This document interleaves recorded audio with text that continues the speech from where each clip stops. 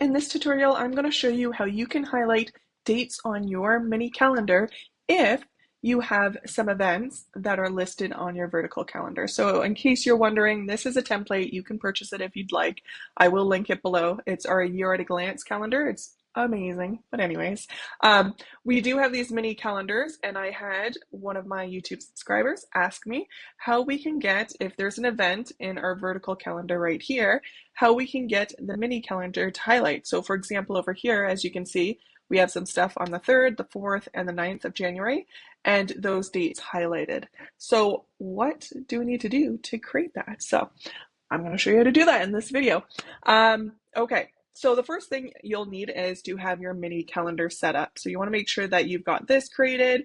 And then when you have your vertical area, just make sure the dates down the side are actual dates and not just numbers. You're not just putting in 1, 2, 3, 4. You've got to make sure that they are dates. So it's because this is February 2028, this needs to be February 1st, 2028. So make sure those dates are actually there. That's how to make sure that it works.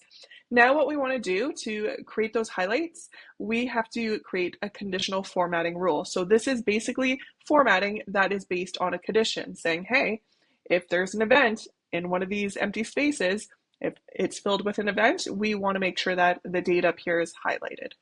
So what I'm going to do is I'm going to select the very first cell of my calendar. I'm going to hold the shift key and I'm going to grab the very last cell of my calendar. So you see I grabbed the entire calendar spread here for all the dates, even the blank spaces if you have some, but I'm just grabbing that entire area wherever we want those highlights to show up. And I'm going to go to Format, Conditional Formatting. I've already got some rules here, but I'm going to add another rule.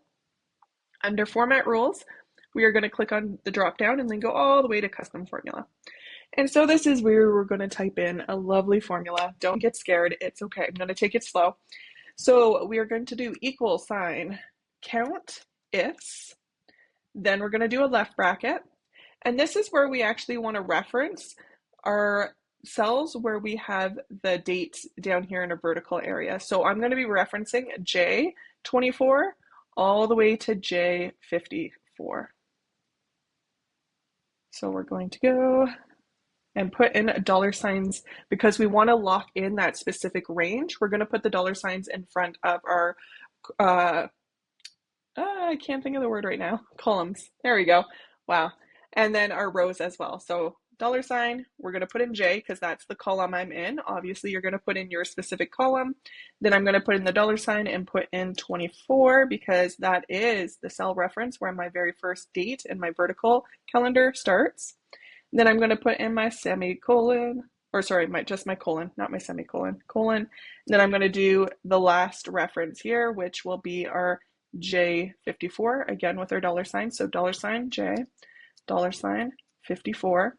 And then I'm going to put in a comma. And then I'm going to reference the very first cell of my mini calendar. So this one right here, which is J9, no dollar signs. We're just going to put in J9 because we want to allow that rule to be able to access all of the different cells within this calendar. So we're just leaving it as J9. Then I'm going to put a comma. And now we're going to reference the cells or the cell range that has our events in it. So again, I'm going to go by the first one here, which is our L24. So I'm going to put dollar sign first. So dollar sign L, dollar sign 24. Then I'm going to put in my colon.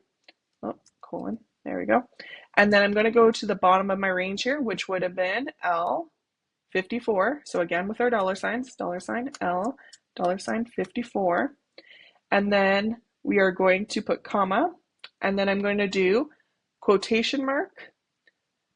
The left, it's greater than and lesser than. So I'm putting in the left pointy symbol and then the right one. So greater than, lesser than, you know, and the two between two quotation marks. And that's just saying, hey, if it's empty, we're not going to highlight it. But if it does have something in there, we will highlight it. Yes, and then we're going to finish it off with a right bracket and then a greater than 0. There we go. I will just copy and paste this formula down below and you can adjust the cell references to fit with your own spreadsheet. But now that we've done that, as you can see up here, we have 3 dates here in February, the 4th, the 6th, and the 8th. and the 4th and the 8th is showing up, but where's the 6th? Well, first, let's choose our color. So you can choose your formatting right here. You can choose your color, so I'm just going to match it with my style here. You can also bold it. You can italicize. You could change the colors of your text. However you want to design it, go right ahead. I'm going to click on done because I'm happy with the way that looks. But because I do have other conditional formatting rules in here, this might not affect you depending on how you've created your spreadsheet. But because this is currently highlighting the weekends, as well as whatever dates actually have an event in them, I have to make sure my conditional formatting rules are based on hierarchy. So the very highest one is the most important and overrules all of them. So this one that we just created is currently behind our weekday one.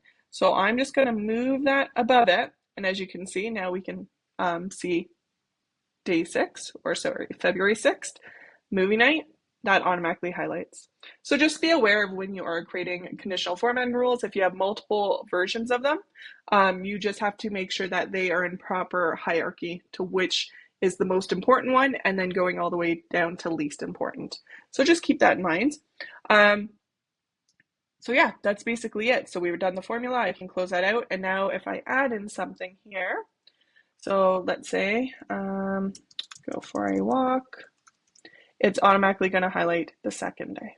So there you go. If you'd like to learn more tutorials, like how do you create the weekend highlights, or maybe if you have a specific layout where you actually have categories for each different event and you want to highlight those categories with different colors, so each category has its own color in your mini calendar, don't forget to join the Wild Heart Sheets library. That's a membership that I have that has amazing, really cool tutorials in there showing you how to do different things in Google Sheets.